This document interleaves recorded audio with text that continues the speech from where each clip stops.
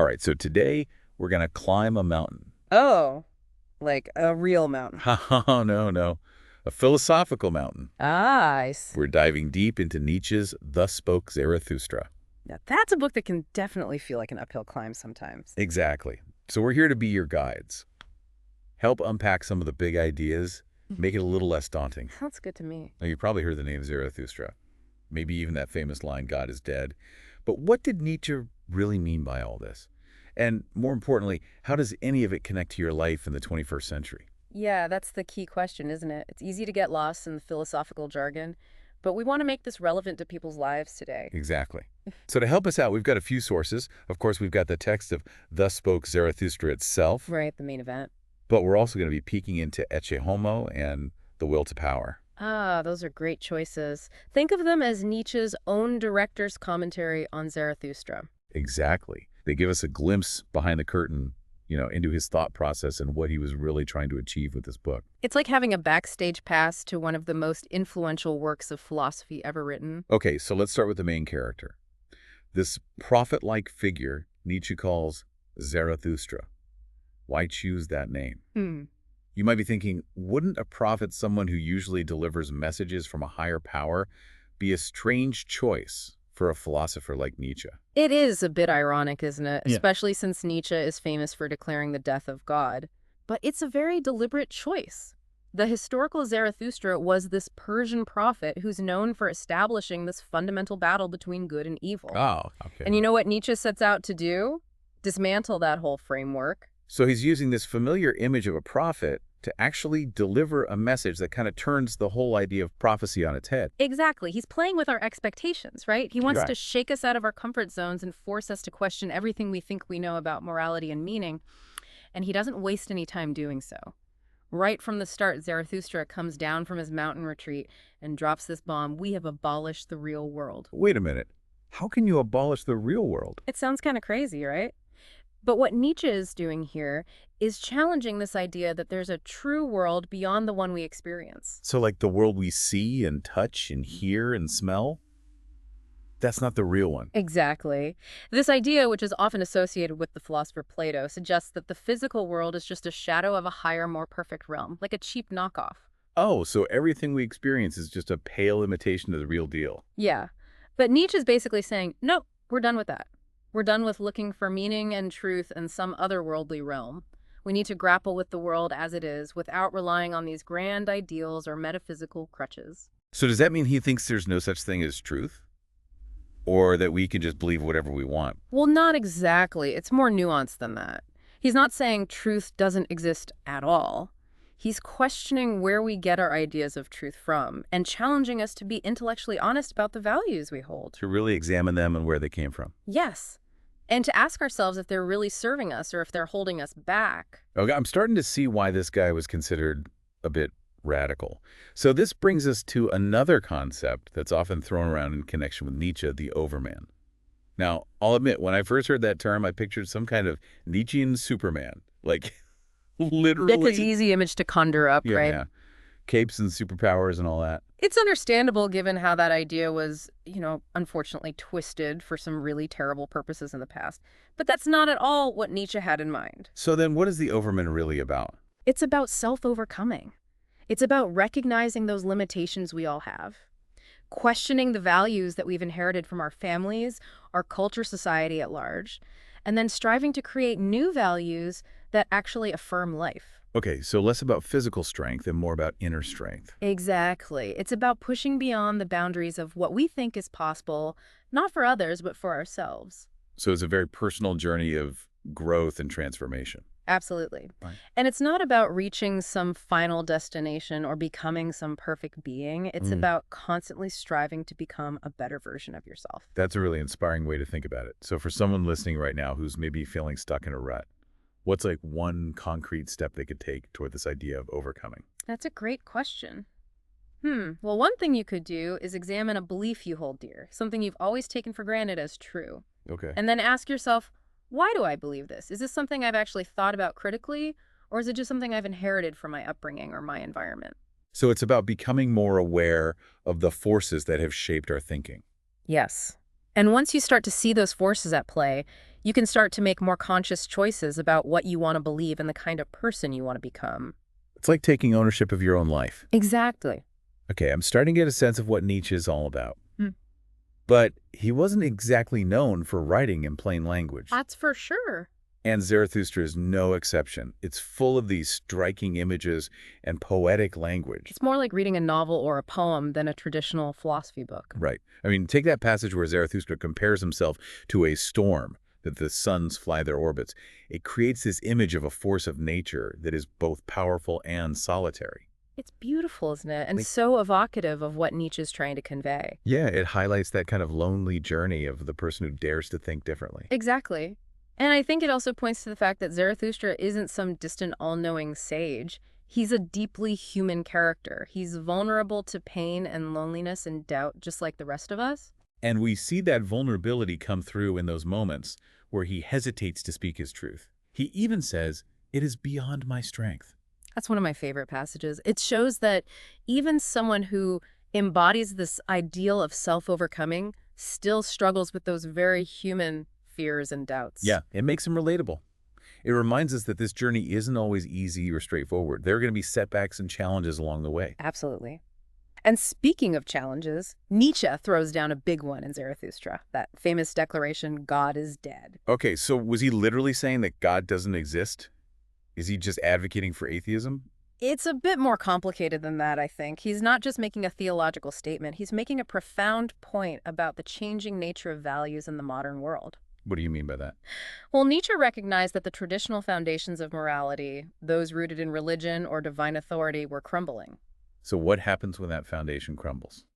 What happens to our sense of right and wrong? That's the question Nietzsche wants us to wrestle with.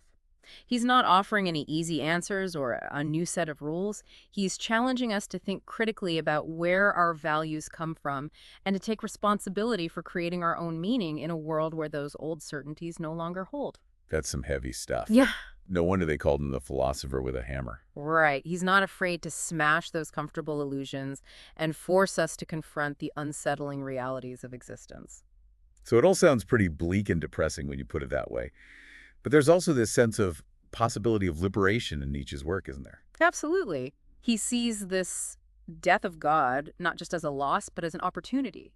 An opportunity to what? Yeah, an opportunity to like step into this new era where we're not bound by those old dogmas and doctrines. Right. It's like we're standing at the edge of this uncharted territory, and we have the freedom to create our own values, to forge our own paths. I like that. It's both exciting and kind of terrifying at the same time. It is, right. It's like being handed a blank canvas and being told, okay, go create a masterpiece. Where do you even begin? Exactly. And Nietzsche would probably say, well, you begin with yourself. Right. You start by looking inward, examining your own beliefs, your desires, questioning all those assumptions you've been carrying around, maybe without even realizing it. Yeah. It's about becoming more aware of who you are and what you truly value. Exactly. And it's not about coming up with some perfect set of values that's going to apply to everyone. But it's more of a personal journey. Yeah. It's about embracing that process of self-discovery, the struggle, the constant becoming. And, you know, Nietzsche doesn't shy away from the fact that this process can be difficult, even painful at times. Well, that's definitely reflected in Zarathustra itself, right? I mean, it's not just this abstract philosophical treatise. It's a story, a journey filled with these vivid images and these intense emotional experiences. Zarathustra himself goes through moments of doubt, despair, even anger. Yes. And I think that's what makes him such a compelling character. He's not some distant, all-knowing sage. He's a human being wrestling with these big questions, just like we are. There's that one part where he talks about how he feels this ice surrounding him and a thirst that yearns. It's so raw and visceral. You really feel the weight of his struggle. It's powerful stuff. And it speaks to Nietzsche's brilliance as a writer. You know, he's able to convey these really complex philosophical ideas through these incredibly powerful images and metaphors. Yeah, he's not just appealing to our intellects, but to our emotions as well. Exactly. You know, it's funny you mentioned Nietzsche as a writer, because in Ecce Homo, he talks about how the character of Zarathustra basically ambushed him while he was walking along the Italian coast. Really? Yeah, it sounds almost like a mystical experience. Like Zarathustra just kind of appeared out of nowhere. That's amazing. It suggests that Zarathustra was more than just a character to Nietzsche. Like, he was a force of nature, an embodiment of these profound ideas that were welling up from his subconscious. I love that. And one of those ideas that really stuck with me is how to deal with suffering. I mean, we live in a world where we're constantly bombarded with images of pain and suffering. It can feel really overwhelming at times. It absolutely can. And I think Nietzsche recognized this. He saw how suffering could paralyze people, how it could lead to despair and nihilism. So what's the antidote? How do we deal with the inevitability of suffering in a way that doesn't destroy us? Well, Nietzsche offers a few ideas. One is this concept of amor fati, which we touched on earlier. It's this idea of loving one's fate, embracing all of life, even the difficult parts. I love that phrase, amor fati. It's so powerful. But I have to admit, it's easier said than done, right?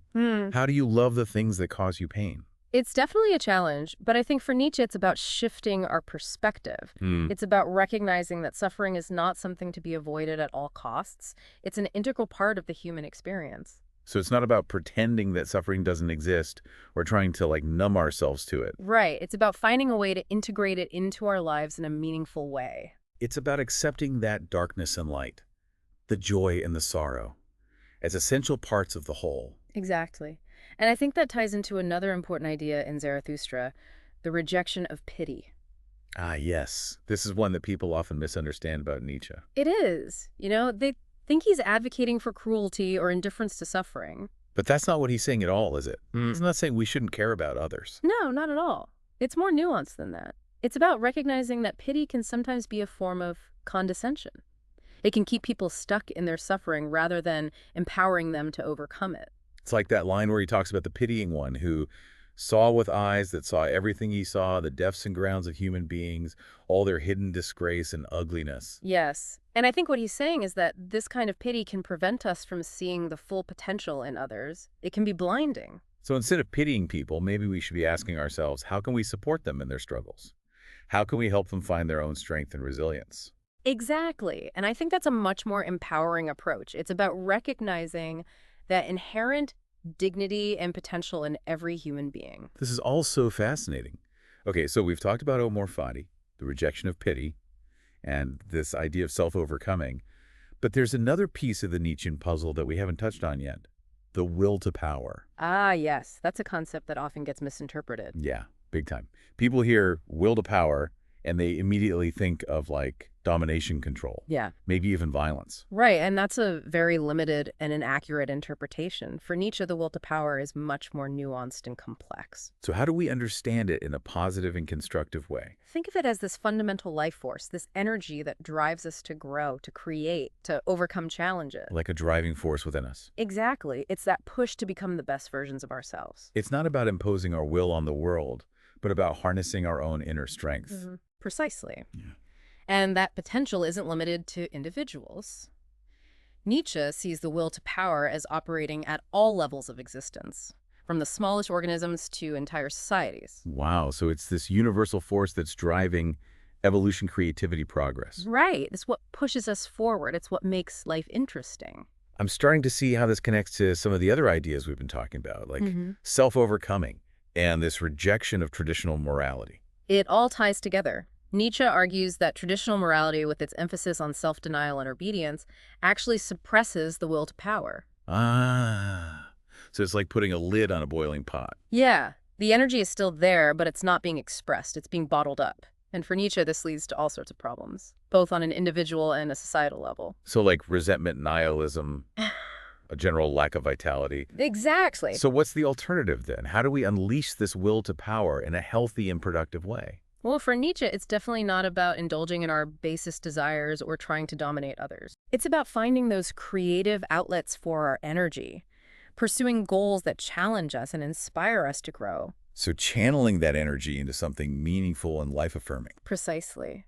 And I think that's a message that really resonates in today's world, where so many people feel lost and directionless and disempowered. Yeah, it's like we've been told to suppress our individuality, to fit into these predefined boxes.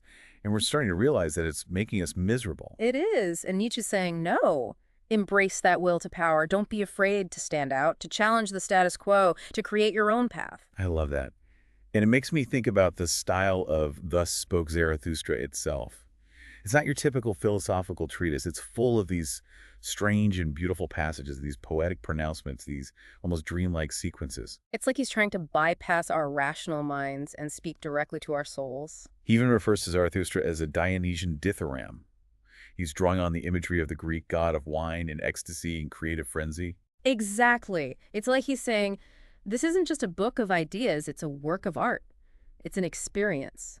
Let it wash over you. Let it move you. And he certainly succeeds in doing that. Thus Spoke Zarathustra is a book that stays with you long after you've finished reading it. It challenges you. It provokes you. It even makes you laugh sometimes. It does. It's such a unique and powerful work. We've covered a lot of ground in this deep dive. We've talked about amor fati, the rejection of pity, the will to power, and even the unique style of Thus Spoke Zarathustra. But I feel like we've only just scratched the surface of this incredibly rich and complex work. We have.